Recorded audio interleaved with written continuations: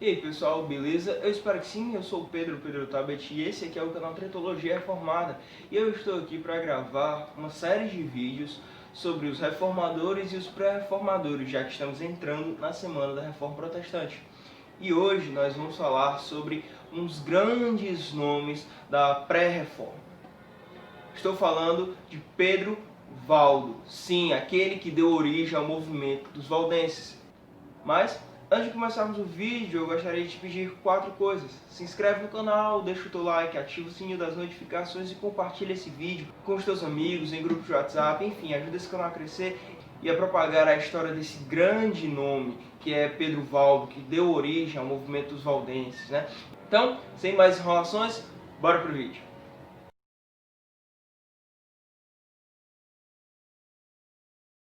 Bom, antes de falarmos sobre Pedro Valdo propriamente dito, vamos explanar um pouco do contexto histórico. A Igreja Católica Romana havia se tornado a instituição mais poderosa da época, capaz de desafiar e subjugar os maiores poderes políticos, não escondendo seu anseio por uma hegemonia político-religiosa mundial. Ou seja, a Igreja Católica da Idade Média ela não escondia a sua vontade de dominar literalmente todo mundo, de que todo mundo tivesse a sua política, religião ligada à Igreja Católica. Né? Daí o nome hegemonia político-religiosa mundial. O papado ele já dá essa ideia de que o centro do catolicismo romano é baseado numa ideia de que a liderança universal da igreja ela repousa sobre os ombros dos bispos, dos padres e de todos os que compõem o clero, e que se dizem sucessores do apóstolo Pedro. Essa igreja católica ela foi estabelecida desde o final do século V, porém essa instituição ela começou a experimentar um lento declínio, com algumas controvérsias que vieram surgir durante os séculos que iam se passando. Principalmente alguns eventos que aconteceram a partir do século XIII. E é com esse ponto de vista histórico que nós então vamos falar de Pedro Valdo, né? Um dos grandes nomes e talvez o mais antigo influenciador da reforma protestante, né? O mais antigo nome dos pré-reformadores que deu origem ao movimento dos valdenses, né? Pedro Valdo ele era um comerciante de Lyon, ali no sudeste da França. E é interessante porque esse movimento ele não começa com reis e príncipes, mas com um comerciantezinho obscuro e piedoso que, abandonando todas as riquezas, se entrega verdadeiramente à palavra de Deus, ao amor e ao evangelho deixado por Cristo Jesus. Há algumas lendas sobre a sua conversão ali entre 1160 e 1176, mas a mais famosa delas é que Pedro Valdo ele escuta um trovador falando sobre a gloriosa morte de um homem de Deus e ele se sente profundamente entristecido e angustiado com esse fato. E assim ele chama o poeta para ir para sua casa para poder falar um pouco mais, explanar um pouco mais sobre a vida desse homem de Deus. Sentindo então a sua profunda angústia e que sua alma pereceria no inferno, ele foi então atrás de alguns teólogos e padres para saber como ele poderia herdar a salvação.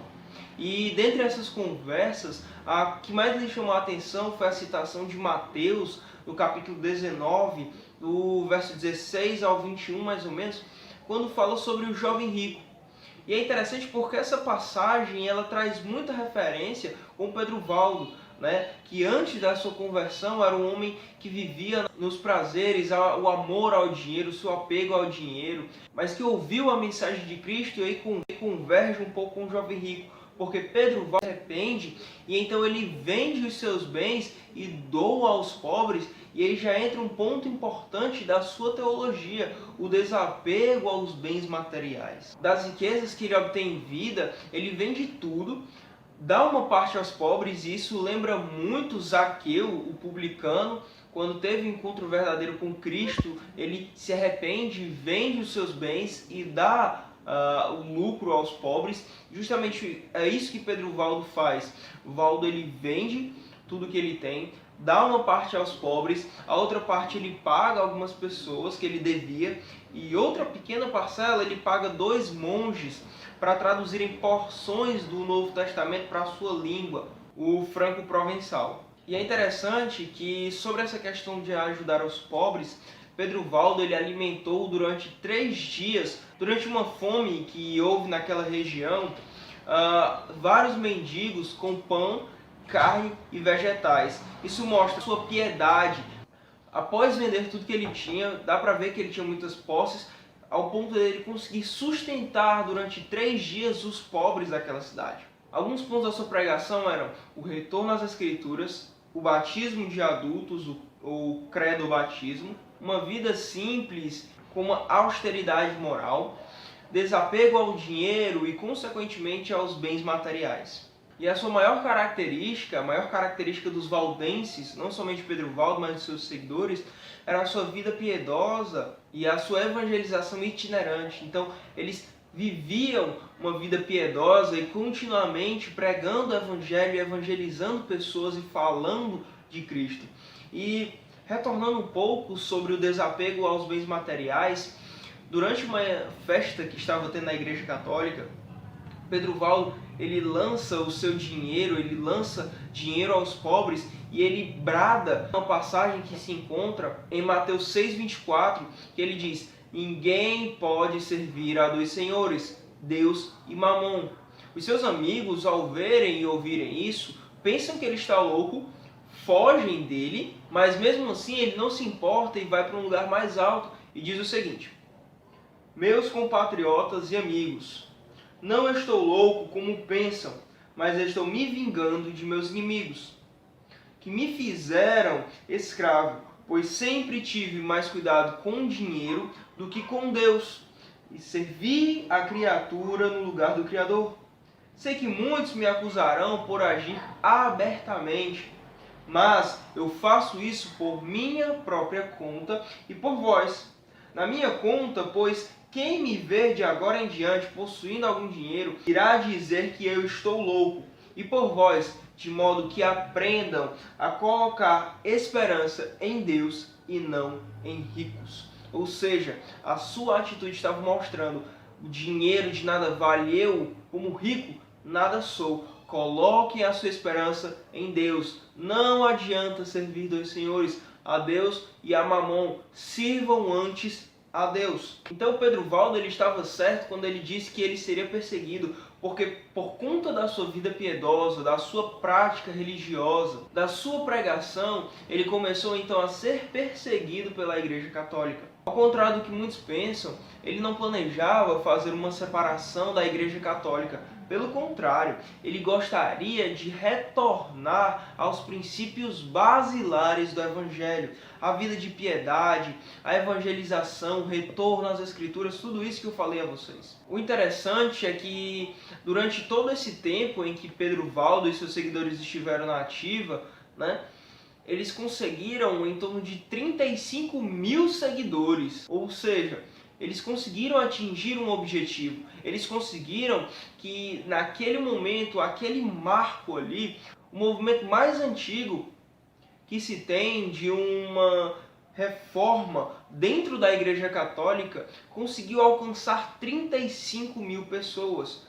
O seu objetivo de um retorno às Escrituras, então, estava se cumprindo. Crê-se que, mesmo eles sendo perseguidos durante todo esse tempo, eles sobreviveram até a Reforma Protestante. E por um apelo popular, em 1532, os valdenses eles se uniram aos reformadores e começaram a se identificar com o calvinismo. Então, percebe-se que dentro do calvinismo havia uma compatibilidade de teologia ao ponto deles dizerem assim: nós valdenses de fato somos calvinistas. Nós concordamos com um ponto de vista reformado, com um ponto de vista calvinista. Então veja que esses pontos não começaram com Martinho Lutero. Os pontos do calvinismo não começaram com João Calvino ou posterior a ele. Não, na verdade os valdenses que se identificavam e traziam uma tradição de Pedro Valdo já tinham então esses princípios e agora eles somente se ligaram aos calvinistas dizendo: nós pensamos como vocês. Então nós vamos aderir à Reforma Protestante e nós vamos nos identificar com os calvinistas. Eu gostaria de concluir então dizendo que os valdenses eles tomaram o mesmo procedimento que Pedro e João tomaram em Atos 4, 19 ao 20, que eles vão dizer: antes convém que obedeçamos a Deus do que aos homens. Eles foram firmes na sua palavra, firmes na pregação, e é isso que nós precisamos hoje. Pessoas firmes, pessoas de palavra. Seja a sua palavra sim, sim ou não, não. Não podemos relativizar a fé e não podemos negociar pontos centrais do Evangelho. Devemos seguir então o exemplo de Pedro, de João e dos Valdenses, o movimento mais antigo, fez barulho dentro da Igreja Católica que nós temos por historicidade, certo? Então, que você possa ficar com essa convicção e que a Igreja brasileira ela cresça com o exemplo dos reformadores e dos pré-reformadores como Pedro Valdo, certo? Até o próximo vídeo, muito obrigado a você que assistiu até aqui, valeu e tchau, tchau.